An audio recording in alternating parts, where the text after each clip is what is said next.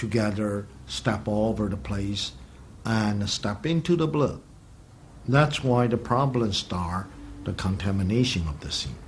The crucial issue in the case is walk all over the blood. Now you regenerate, redistribute all this pattern so the DNA grouping could be erroneous. Shoe print pattern in that little area becomes so complicated. So many different patterns there, you really cannot tell which one from who now.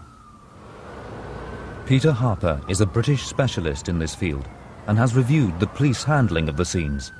He's astonished by the disregard of basic procedure. There's about 7 to 9 officers milling up and down that path, and it still hasn't been forensically examined or cleared. I mean, it's atrocious, that. It should never ever been allowed to happen. Now, there's the view here of the coroner's officer. He's now at the top of the steps, so he's walked through the blood, over the body. He's standing on the top step of the passageway, which again could either be the route of the murderer coming in or going out, and he's leaning up against railings. He's got his foot against the wall. He's rubbing valuable evidence away and again introducing evidence to that scene. The catalogue of errors goes on. According to Henry Lee, blood that had quite clearly dripped onto Nicole's back could very well have been the killer's. It was never even collected. This on her back, this passive dripping, clearly indicate could be another individual's blood. Could be Ron Goldman's, could be the suspects. That's why it's so crucial for solving case to reconstruct the case. That 7 drop of blood should collect. However, the moment you turn the body around, that 7 drop is gone. The moment you put the body in the body bag, that 7 drop were lost forever. Peter Harper and colleague Terry Merston found yet more violations of procedure. Ideally, you should have separate teams for each incident, and none of those teams should come into contact with one another, so that if you have a potential murder scene at Rockingham, it must be kept completely separate from Bundy Drive, and equally so the vehicle that was involved. That should also be treated as a separate scene, and it clearly hasn't been done, so you've cross-contaminated all 3 scenes. There are also major concerns about the blood evidence in the Bronco being contaminated. Incredibly, a number of officers who had been at the Bundy crime scene were reported to have been inside the Bronco before it had been examined. And one of those officers had looked after Nicole's dog, whose blood-stained paws had originally led people to the victims. The fact that he got into the vehicle, it's been proved that he visited the scene, he's contaminated that vehicle. Therefore, all that evidence, it isn't evidence. It's corrupt evidence. There is no validity to that evidence. If you went to the Crown Prosecution Services with that type of evidence, it wouldn't see the light of day. It certainly wouldn't go to court, and it certainly wouldn't see a prosecution.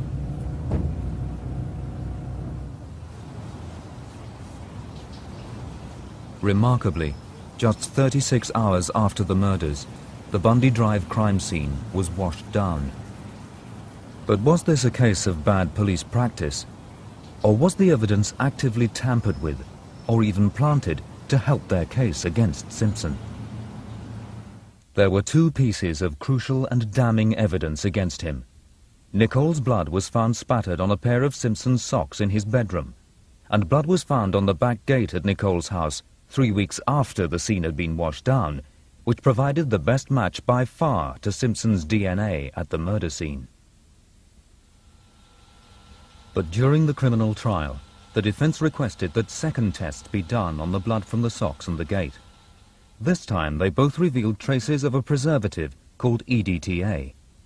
EDTA is used by forensic scientists to stop blood clotting in the test tube. It cannot occur naturally in blood. The sock test showed that EDTA was found only in the bloodstains and not in the rest of the socks, and the gate test had the same results. EDTA was found only in the bloodstains and not in the control samples taken from the gate. For Terry Merston and Peter Harper, there is only one interpretation. There cannot be any other explanation with EDTA in the blood, that it's been put there. Because it doesn't occur naturally. It just specifically in the spots of blood and not on the socks.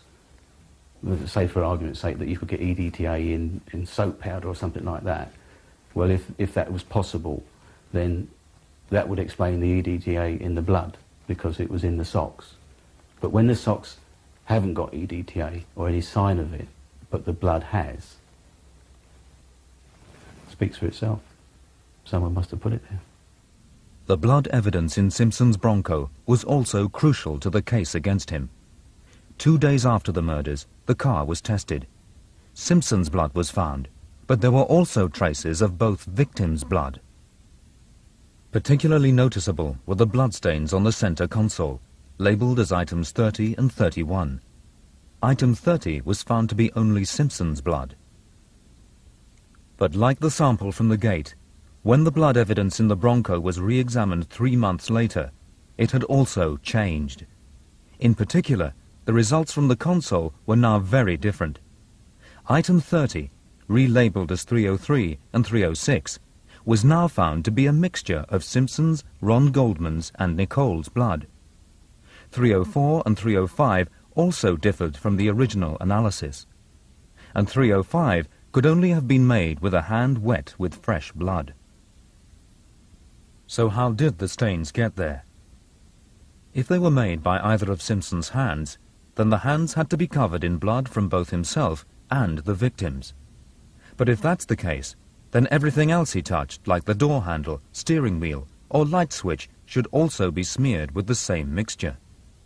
But these smears are all just Simpson's blood alone.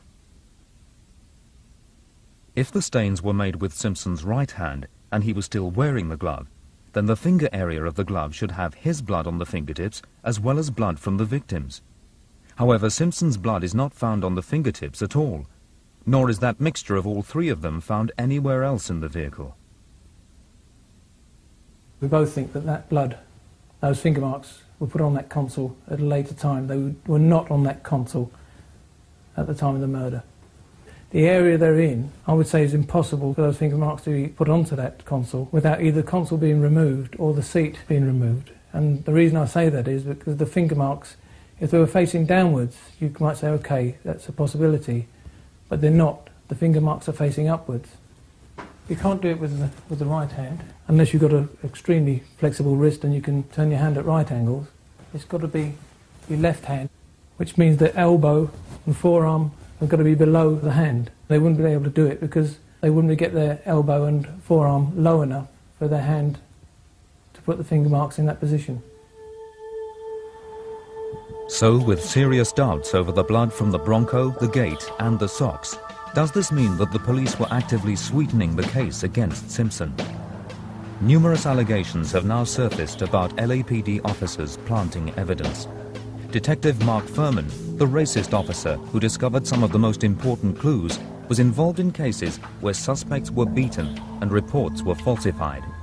Questioned under oath, he pleaded the Fifth Amendment, the only way in an American court to avoid giving an answer. Detective Furman, have you ever falsified a police report? I wish to assert my Fifth Amendment privilege. Detective Furman, did you plant or manufacture any evidence in this case? I assert my Fifth Amendment privilege. And there were other disturbing aspects to the police evidence. Simpson's defense team also alleged that some of the blood taken by the police after his interview had gone missing. And they discovered that all the main blood samples were taken away by one detective. We learned in the criminal trial that a lead detective had a vial of Mr. Simpson's blood. That alone, in any other case less controversial than this, would have been enough to have the case if that had been discovered as it was here, then the case would be over, literally. But we learned in the civil case, which went against Mr. Simpson, nevertheless we learned that that same senior detective had gone to the coroner's and asked for and received samples of the victim's blood.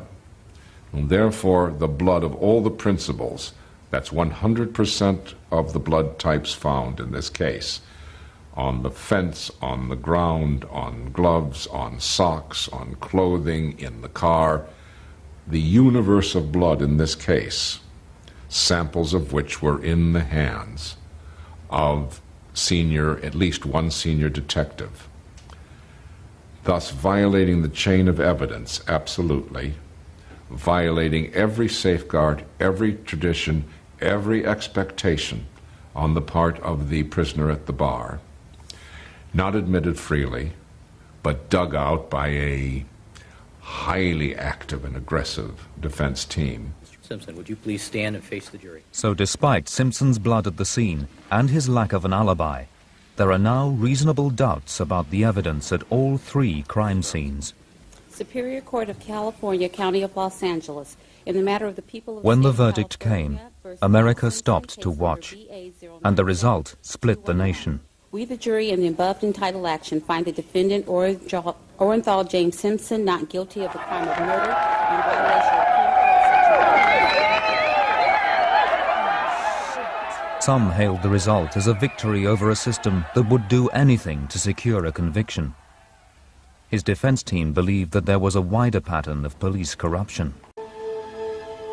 Whatever evidence may have been manipulated, a year later Simpson faced another trial, this time in the civil courts. In this case, brought by the victims' families, dramatic new evidence emerged. The main set of bloody footprints by the bodies and down the path to the rear was made by a style of Bruno Magli shoes, of which there were only 300 pairs sold in the United States. Under oath, Simpson denied owning a pair. A photographer